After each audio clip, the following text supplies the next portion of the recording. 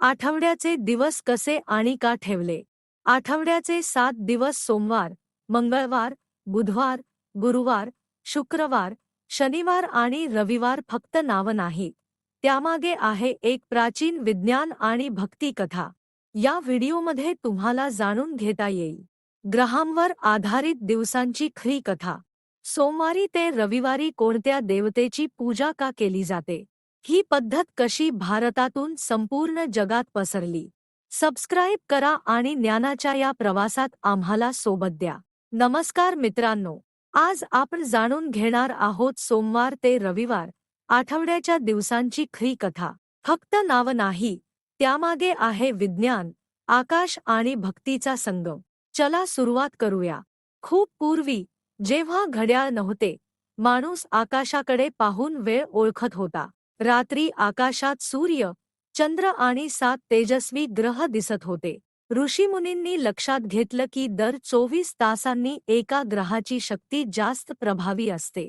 म्हणून ठरवलं प्रत्येक दिवस त्या ग्रहाच्या नावाने ओळखला जाईल. आता पाहूया दिवसांची ओळख.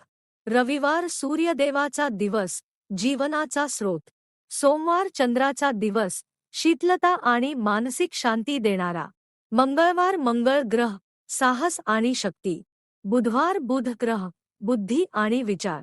गुरुवार गुरु बृहस्पती, ज्ञान आणि धर्म. शुक्रवार शुक्र, प्रेम आणि सौंदर्य. शनिवार शनी, कर्म आणि न्याय. ही पद्धत भारतातून सुरू झाली आणि नंतर बाबिलोन, ग्रीस, रोम यांपर्यंत पसरली. आज जगभर आठवड्याचे 7 दिवस असेच आहेत.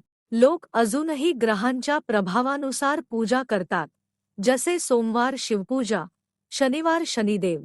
मित्रांनो, आठवड्याची ही कथा फक्त इतिहास नाही, ती आपल्याला शिकवते की वेळ, आकाश आणि जीवन एकमेकांशी जोडलेले आहेत.